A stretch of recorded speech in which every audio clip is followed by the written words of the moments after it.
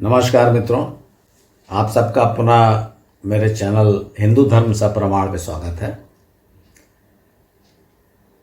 मित्रों, इसके पहले कि हम आज के टॉपिक पे चर्चा करें, मैं आपसे जो बीच बीच में कभी कभी आपको हेल्थ टिप्स देता हूँ, उसमें मैं आज आपको एक बात बता। आप देखेंगे, देखिए यूट्यूब चैनल बड़े बड़े विशेषज्ञ, बड़े बड़े आयुर्वेदाचार्य है ना, और आपके ये क्या कहना चाहिए, योगासन के बड़े बड़े योग गुरु। मैं आपको ये सब नहीं बता रहा हूँ। एक होता क्या है, जब आप बड़े किसी को गंभीरता से सीखना चाहते हो ना, तो फिर आप उसको भूल जाते हो, छोड़ देते हो कि मेरे पास समय नहीं। तो मैं आप स्वास्थ्य बनाए रखने के लिए एक सामान्य जन रोजमर्रा की व्यस्त जिंदगी में क्या करे जिससे स्वास्थ्य बना रहे, आपको ऐसी टिप्स देता हूँ। तो आज मित्रों आपको मैं बता रहा हूँ कि सवेरे जब आप फ्रेश हुए, आप गर्म पानी पी लिए, नींबू डाल के पी लिए, फ्रेश हो, यहाँ तक तो मैं बता चुका हूँ। फिर जब घूमना घामना, योगासन प्राणायाम हो गया, तो पहले क्या खाना चाहिए। इसमें कोई आपको बताएगा रात को मेथी फुला के खाओ, करिए आप, सब अच्छी चीज़ है, पर सैकड़ों चीज़ तो नहीं कर सकते ना। तो इसलिए आप बांट कर चलिए कि क्या करना है। अब मैं आप हेल्थ टिप देखिएगा, अरे ये खाओगे तो आपकी 150 बीमारियां दूर, वो खाओगे तो आपकी 51 बीमारियां दूर। मैं ऐसा कोई दावा नहीं कर रहा हूँ, मैं आपको टेक्निकली बता रहा हूँ कि क्या करना चाहिए। तो एक बात याद रखिए कि जो भी फल आपके लिए फायदेमंद है, कौन सा ये नहीं बोलूँगा, उसकी पत्तियां उससे ज़्यादा फायदेमंद है। और ये आप विशेषज्ञों को सुन लीजिए इसके लिए। क्यों? क्योंकि उसमें पत्तियों में जो उस फल के गुण होते हैं वो तो होते ही हैं। इसके अलावा हर पत्ती में विटामिन ए, सी और क्लोरोफिल होता है, और ये बड़ा फायदेमंद चीज़ है। आपने सुना होगा ना कि वो मोरिंगा पाउडर या मोरिंगा जूस, मुनगे की जो सहजन की जो पत्तियां हैं वो खाना चाहिए। एकदम आजकल तो उसका तूफान आया हुआ है, एक्सपोर्ट होता है इंडिया से मोरिंगा। दूसरा है, कुछ दिनों पहले बड़ा तूफान चला था और मिलता है अमेजन पे, और सब पतंजलि से लेकर सबका मिलता है, और वो है वीट ग्रास जूस या वीट ग्रास पाउडर। अर्थात जो गेहूं को गमलों में या जहाँ भी, मतलब थोड़ा सा छाया में, धूप ना पड़े उस पर। धूप पड़ने से पत्तियों में फिर थोड़ा जहरीले तत्व हो जाते हैं, कड़ी पड़ जाती हैं, तो इसे थोड़ा छाया में, और 6-7 दिन की पत्तियां, जिसको हम, आप देखिए ये सब पुरानी बात है, कोई नई चीज़ नहीं है। जो नवरात्रि में जवारा बोया जाता है, आपने देखा होगा, गेहूं को बंद कमरों में जवारा, और पीला पीला जो उग जाता है गेहूं, वो पत्तियां बड़ी अद्भुत है। तो उन पत्तियों का पाउडर, जूस, ये सब मिलता है। लेकिन मैं आपको ये नहीं बता रहा हूँ कि आप गेहूं की पत्ती या सहजन की पत्ती, नहीं, मैं आपको ये बता रहा हूँ कोई न कोई पत्ती, और ताजी मिले तो बहुत अच्छा। जैसे अमरूद की पत्तियां बहुत, आप देख लेंगे वो दांत के दर्द में तो फलाना, मैं आपको बता ही नहीं रहा हूँ दांत के दर्द, मैं आपको ये बता रहा हूँ कोई भी पत्ती मैं बता चुका कितनी गुणकारी होती है। अमरूद विटामिन सी का भंडार होता है, लेकिन उसकी पत्तियां जो होती हैं विटामिन सी का वहां भंडार होती है। तो अगर आपके घर में अमरूद का पौधा लगा है, नहीं लगा है, थोड़ी भी जगह है तो लगा लीजिए। और कोई ज़रूरी नहीं कि बहुत बड़ा होने दें, आप काटते छांटते रहिए, अपने काम के लायक रखिए।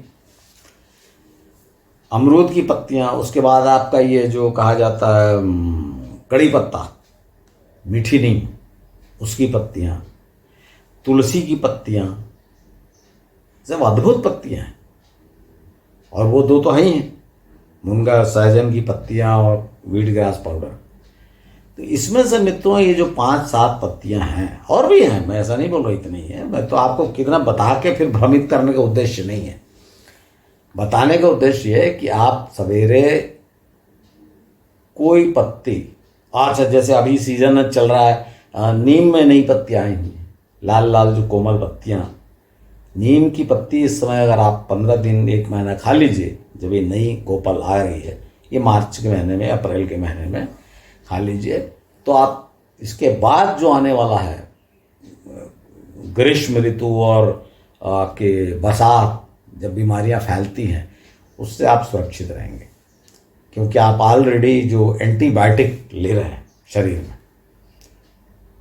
तो कहने का अर्थ है कि आप कोई पत्ती लीजिए सवेरे, जो इससे प्रारंभ करिए, बहुत महत्वपूर्ण है। आगे आप और देख लीजिए, मैं तो आपको बताया ना बहुत सी पत्तियां हैं। एलोवेरा भी पत्ती होती है, एलोवेरा को काट के उसका गूदा निकालिए, फिर रस पीजिए। तो कठिन कठिन नहीं बता रहा हूँ मैं, तो आपको बता रहा हूँ जैसे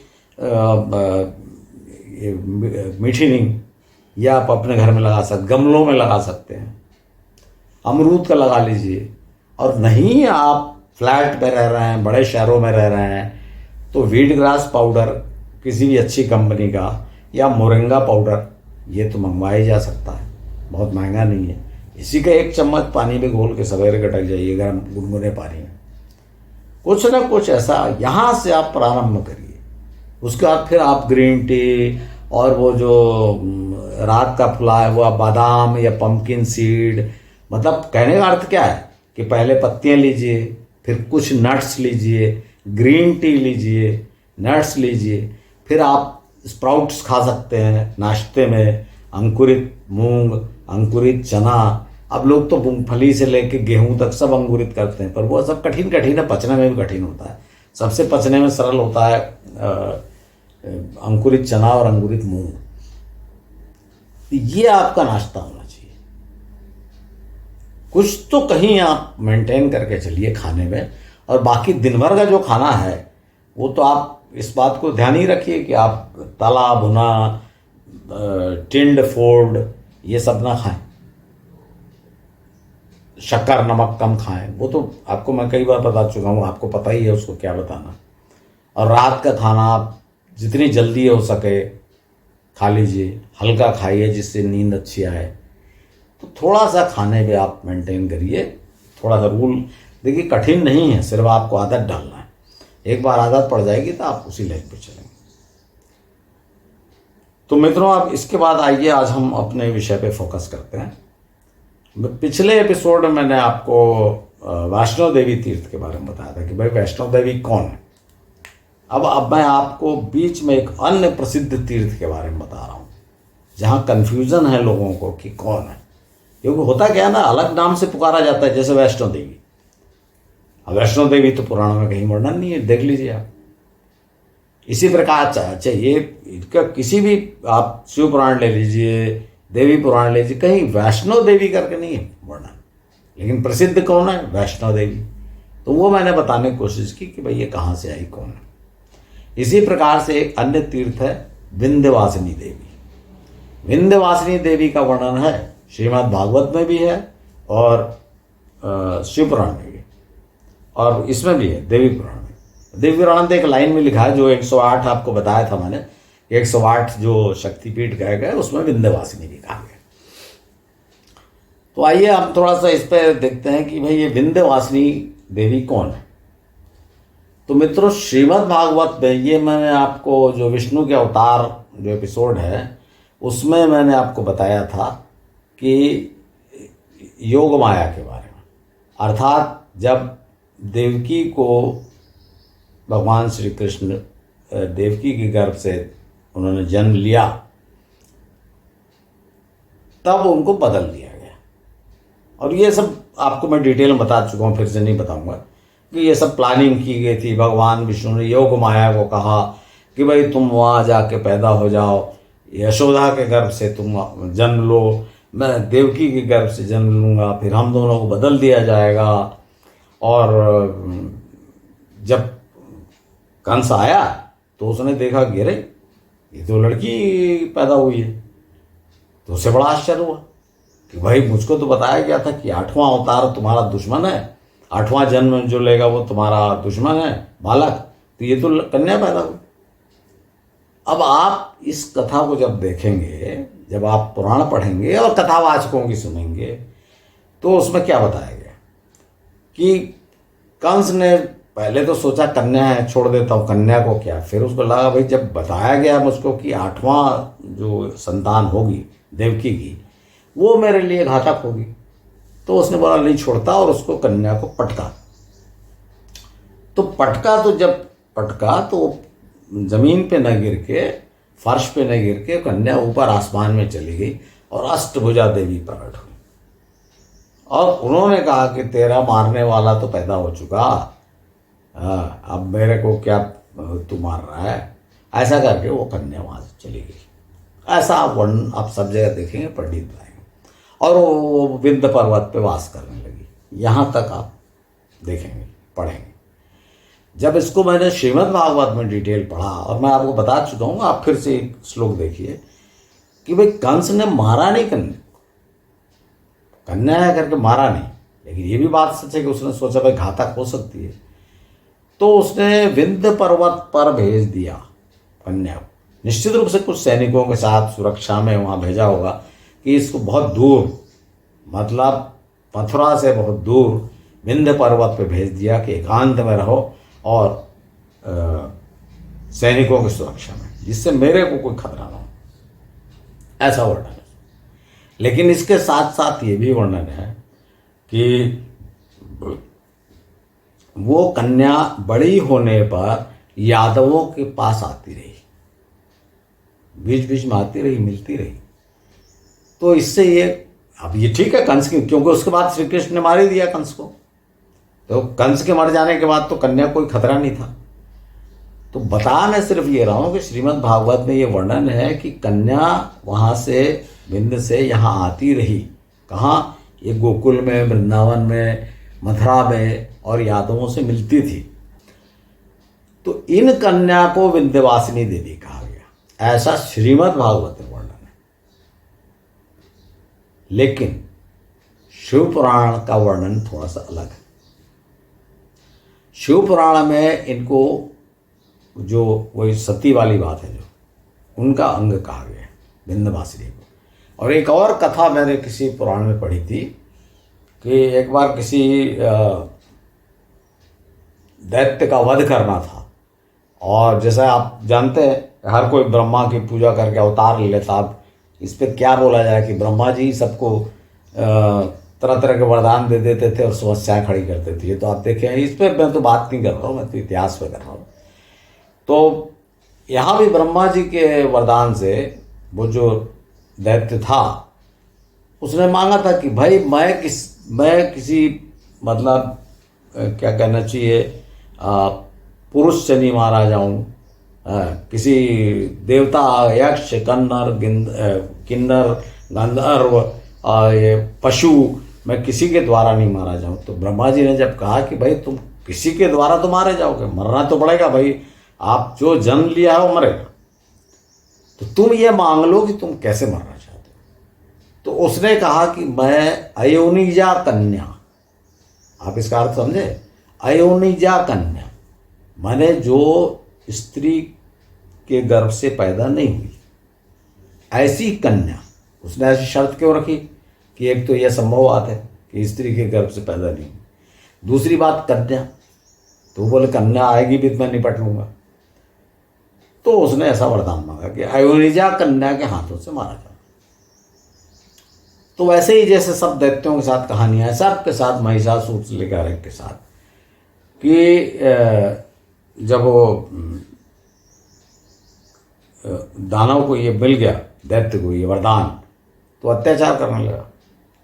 तो सब लोगों ने जाके माता पार्वती के पास रिक्वेस्ट की, प्रार्थना की। सब देवता गए, जैसा हर बार आप देखे होंगे पुराणों में, देवता सब रोते रोते पहुंच जाते थे, कभी शिव के पास, कभी विष्णु के पास, कभी देवी के पास, रोते रोते पहुंच जाते थे कि हम लोग बड़े कष्ट में। और क्यों ऐसा क्यों कहा गया कि बात वही देव दानव युद्ध वाली, इस बात को आप याद रखिएगा क्योंकि इतिहास है कि इसका अर्थ ये है कि जब भी कि कोई अनार, यानी चाहे आप उसको दैत्य कहिए, दानव कहिए, वो जब प्रबल होता था तो देवता अपना पहुंच जाते थे कि जुगाड़ करने, डिस्कस करने कि भाई इसको कैसे मारा जाए।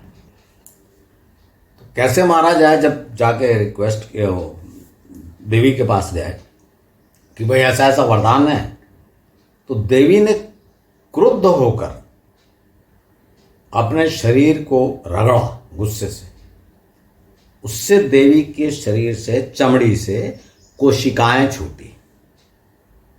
और उनसे एक देवी प्रकट हुई जिनका नाम कहा गया कौशिकी देवी। अब ये अयोनिजा हो गई, कन्या भी हो गई। तो कौशिकी देवी ने उस दानव का वध किया और वे विंध्य पर्वत पे निवास करने लगी। तो वो है विंध्यवासिनी देवी। ऐसा दो तीन कथाएं मैंने आपको बता दी अलग अलग। अब जब हम वहां चलते हैं विंध्याचल, ये तीर्थ स्थान जो है मिर्जापुर से थोड़ा ही दूर पे है। और आप जब जाएंगे तो आपको विंध्याचल पर्वत जैसे लगेगा ही नहीं। वो उसकी भी एक कहानी है, आपको पता ही होगा कि विंध्याचल उठने लगा, सूरज के ऊपर छाए ढक दिया, तो अगस्त ऋषि को भेजा गया। अगस्त ऋषि उसके गुरु थे, तो अगस्त ऋषि देखकर वो झुका। तो अगस्त ऋषि ने कहा कि भाई आप ऐसे ही झुके रहे ना, मैं अभी लौट के आता हूँ। और फिर वहाँ से वो दक्षिण आ गए और फिर कभी लौट के नहीं गए, तो वो झुका ही रह गया। ऐसी कहानी। लेकिन जब आप इतिहास देखेंगे तो आपको पता लगेगा कि अगस्त ऋषि विंध्य को लांघ कर दक्षिण में आए। इससे हमको ये अर्थ निकालना है। हम उस कहानी को मजाक में उड़ा देंगे तो आप ये कैसे पता करेंगे कि भाई अगस्त ऋषि आए, विंध्य को पार करके दक्षिण में आए। और तो आपको पता है ना कि विदर्भ में आके विदर्भ की कन्या लोपामुद्रा से उन्होंने शादी की। ये तो सब आपको पता है। खैर छोड़िए मित्रों, अब भटक गया। अब हम अपने विंध्य उस पर चलते हैं। तो अब जब हम उस तीर्थ पहुंचेंगे तो आप देखेंगे कि 3 वहां पे प्रसिद्ध देवियां हैं। तीनों के अलग अलग अलग मंदिर है। एक है विंध्यवासिनी देवी का मंदिर, और एक है अष्टभुजी या अष्टभुजा देवी का मंदिर, और एक है काली खोह करके स्थान है, वहां काली का मंदिर मूर्ति है। ये 3 देवियां। अब इसमें देखिए अब क्या हुआ, कौन सी है। अगर श्रीमद् भागवत के हिसाब से आप जाएंगे कि भाई विंध्यवासिनी जो हैं वो वही हैं श्री कृष्ण की बहन, जिनको नंदजा देवी ऐसे कई नाम, नंद की कन्या बोला गया ना, इसलिए नंदजा देवी ऐसे नामों से पुकारा गया। श्री कृष्ण की बहन ऐसे नाम से अगर ये विंध्यवासिनी है तो फिर वो अष्टभुजा कौन है। और अष्टभुजा देवी का उसी में वर्णन है श्रीमद् भागवत में कि जब श्री कृष्ण कंस ने पटका कन्या को, जिसे योग माया कहा गया, तो वो आकाश में चली गई और अष्टभुजा देवी प्रकट हुई। तो अष्टभुजा वर्णन वहां पर है। और तीसरा तो काली देवी है, वो तो है ही। तो मित्रों कहने का अर्थ है कि चूंकि हजारों साल की घटनाएं हैं, तो ऐसा जरूरी नहीं है कि एक स्थान पर एक ही घटना हुई। इस बात को आप ध्यान में चलिए। एक ही घट को जरूरी नहीं कि या तो अष्टभुजा है या कौशिकी देवी, ऐसा नहीं।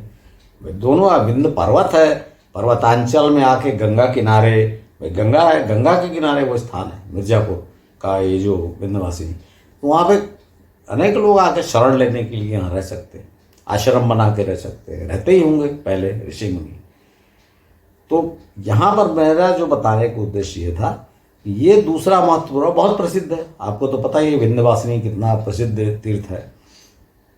तो यहाँ पर आपको ये कन्फ्यूजन होगा भाई विंध्यवासिनी कौन है।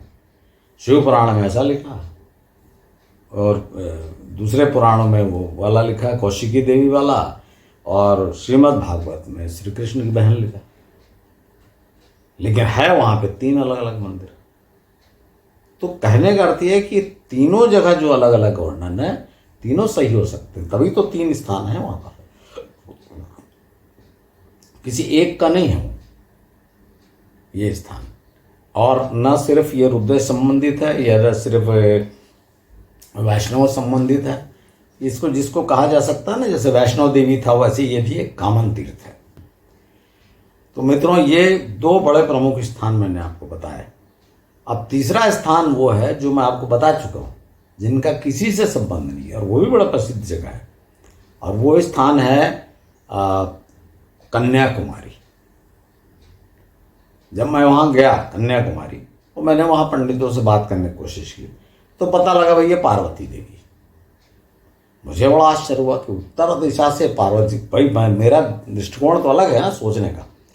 तो जब मैंने सोचा कि भाई पार्वती देवी उत्तर से यहाँ, तो फिर मैंने सोचा कि हो सकता है जैसे जो मैं सोच रहा हूँ भाई हो सकता है कोई रुद्र की पत्नी यहाँ हो, रुद्रा है। लेकिन जब मैंने इस भूभाग का इतिहास देखा, और जो मैं आपको बता चुका हूँ कि भारत के नीचे भूखंड के और नीचे पूरा भूखंड बता, आज का जो श्रीलंका है बड़ा भारी भूभाग था। जो ये तो आपको सभी ये वैज्ञानिक तथ्य पता ही है कि धीरे धीरे समुद्र का सतह जो है ऊपर आती जा रही है और भूखंड डूबते जा रहा है। श्री राम के समय भी भाई रावण तो रथ से आता जाता था, क्यों? रावण तो अपनी पूरी सेना लेके आता था। तो जब आप ये बात आप सोचते हैं कि श्री राम ने या उन वानरों की सहायता से पुल बांधा, तो आपने ये नहीं सोचा कि भाई रावण कैसे आता जाता था। पूरे रथ से, आप वाल्मीकि रामायण में देख लीजिए, रथ से आता था वो, मारीच से मिलने रथ से आया। फिर पूरी सेना लेके वो आता था, और दूसरे भी, खाली रावण नहीं, दूसरे भी आते। भाई जब श्री राम से मिलना विभीषण आया था ना, वो कैसे आया? रावण में तो आप बता देंगे कि भाई वो पुष्पक विमान से आया, तो पूरी सेना लेके पुष्पक विमान से गया क्या? और फिर विभीषण कैसे आता था? विभीषण श्री राम से मिलने आया था ना, उनकी शरण लेने। तो ये सब जो चीज है, उसके और पहले एक बड़ा भारी यहाँ पर मतलब भूभाग था। ये जो भूभाग था बड़ा, जिसको हमने नाम देखा कुमारी कंदम, मैंने आपको बताया था कुमारी कंदम, कुमारी अंतरीप, जैसे बताया था ना आपको मैं डिटेल में, आप देख लीजिएगा।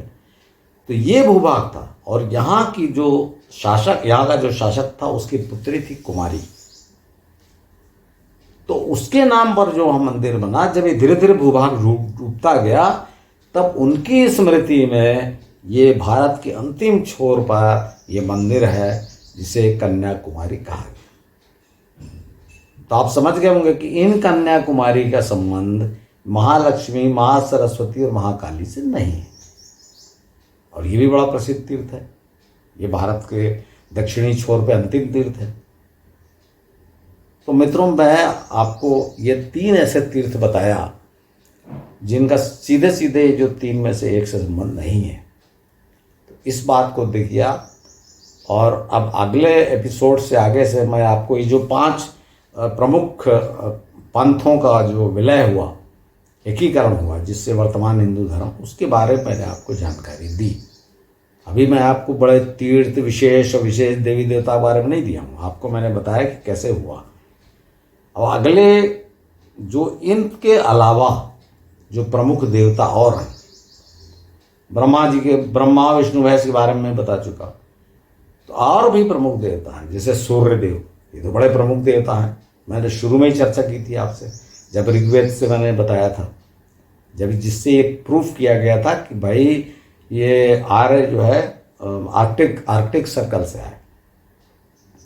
सूर्य देव, इंद्रदेव, वरुण देव, इनके बारे में मैं थोड़ा सा एक एक एपिसोड में चर्चा करूँगा। और जब देवताओं का ये कुछ एपिसोड में परिचय समाप्त हुआ, तो हिंदू धर्म के जो प्रसिद्ध व्यक्ति थे, ऋषि मुनि हों या अन्य कोई हों, से स्टार्ट करूँगा, क्योंकि ये भी बहुत महत्वपूर्ण है। अब भाई वर्तमान हिंदू धर्म को ऐसा बनाया किसने? भाई ये देवी देवता तो हो गए, अब इनका गुणगान किसने किया, किसने इनको सिखाया पढ़ाया, किसने पावरफुल बनाया? क्योंकि आप लोग सुनते रहते हैं ना, महर्षि वशिष्ठ, महर्षि विश्वामित्र। परशुराम जी के बारे में तो बता चुका, क्योंकि वो तो विष्णु के अवतार में आ गया वर्णन। तो महर्षि विश्वामित्र, वशिष्ठ तो आप बहुत सुनते हैं, भाई वेद व्यास भी बहुत सुनते हैं। भाई कौन थे ये लोग जिन्होंने ये सब रचनाएं की? इनके बारे में भी थोड़ा चर्चा करें। तो आशा है मित्रों, आज का एपिसोड आपको पसंद आया होगा। यदि आया है तो मेरा पुनः अनुरोध है कि आप इसे ज़्यादा से ज़्यादा अपने परिचितों को, मित्रों को शेयर करें। मैं आपका आभारी होऊंगा। धन्यवाद।